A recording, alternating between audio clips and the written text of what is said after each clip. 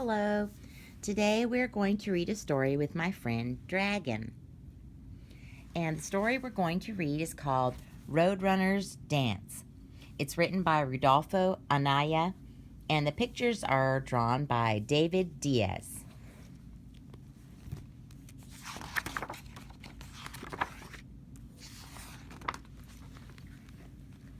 "Sss," hissed Snake as he slithered out of his hole by the side of the road. He bared his fangs and frightened a family walking home from the cornfield. The mother threw her basketful of corn in the air. The children froze with fright. "Father!" the children called, and the father came running. "Sss," Snake threatened. "Come away," the father said, and the family took another path home. "I am king of the road," Snake boasted. "No one may use the road without my permission."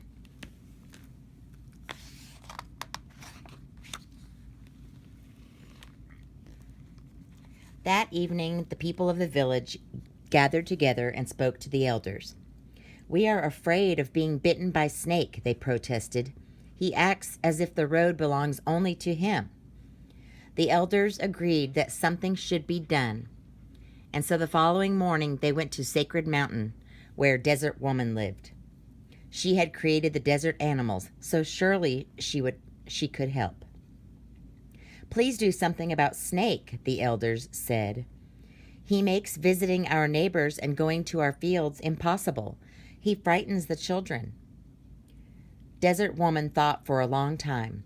She did not like to interfere in the lives of the people and animals, but she knew that something must be done. "I have a solution," she finally said.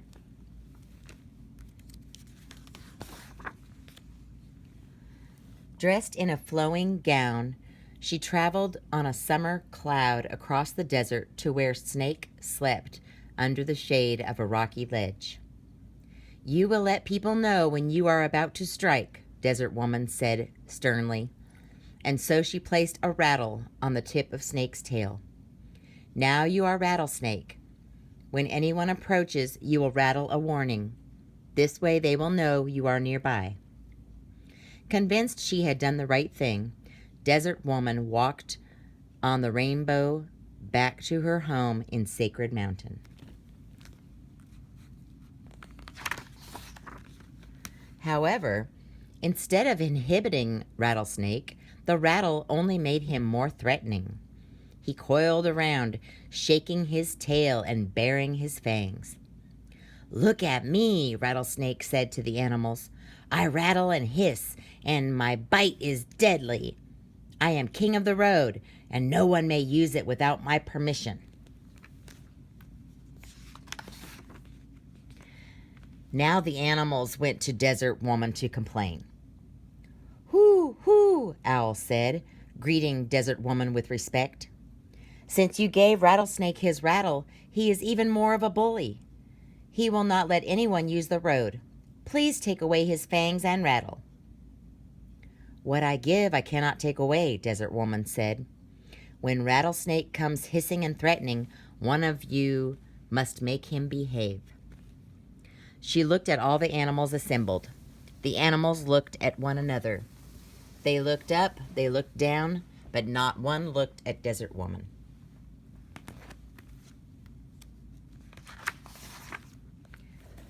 "I am too timid to stand up to Rattlesnake," Quail whispered.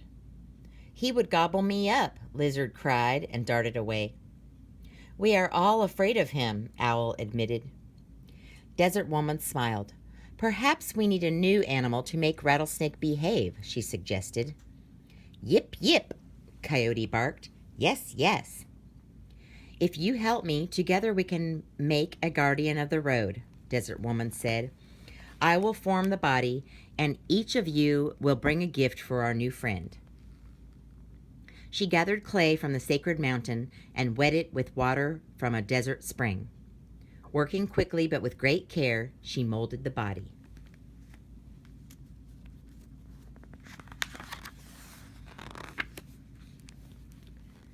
"He needs slender legs to run fast," said Deer. He took 2 slender branches from a mesquite bush and handed them to Desert Woman. She pushed the sticks into the clay. "And a long tail to balance himself," said Blue Jay. "Caw, caw!" "Like mine," croaked Raven, and he took 2 long black feathers from his tail. "He must be strong," cried the mighty eagle, and he plucked dark feathers from his wings. "And have a long beak to peck at Rattlesnake," said Heron, offering a long, thin reed from the marsh. "He needs sharp eyes," said Coyote, offering 2 shiny stones from the riverbed. As Desert Woman added each new gift to the clay body, a strange new bird took shape.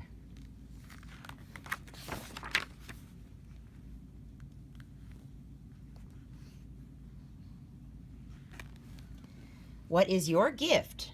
Owl asked Desert Woman. "I will give him the gift of dance. He will be agile and fast," she answered. "I will call him Roadrunner." Then she breathed life into the clay. Roadrunner opened his eyes. He blinked and looked around. "What a strange bird," the animals said. Roadrunner took his first steps. He tottered forward, then backward, then forward, and fell flat on his face. The animals sighed and shook their heads. This bird was not agile, and he was not fast. He could never stand up to Rattlesnake. He was too awkward. Disappointed, the animals made their way home. Desert Woman helped Roadrunner stand, and she told him what he must do. "You will dance around Rattlesnake and peck at his tail. He must learn he is not the king of the road." "Me? Can I really do it?" Roadrunner asked, balancing himself with his long tail. "You need only to practice," Desert Woman said. Roadrunner again tried his legs. He took a few steps forward and bumped into a tall cactus. "Practice," he said. He tried again and leaped over a sleeping horned toad.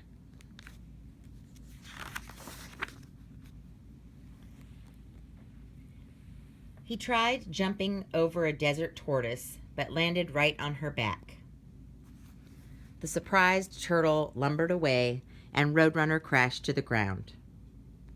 "I'll never get it right," he moaned. "Yes, you will," Desert Woman said, again helping him to his feet. "You need only to practice." So Roadrunner practiced. He ran back and forth, learning to use his skinny legs, learning to balance with his tail feathers. "Practice," he said again. "Practice." With time, he was swirling and twirling like a twister. The once awkward bird was now a graceful dancer. "I've got it!" he cried, zipping down the road, his legs carrying him swiftly across the sand. "Thank you, Desert Woman." "Use your gift to help others," Desert Woman said, and she returned to her abode on Sacred Mountain. "I will," Roadrunner called.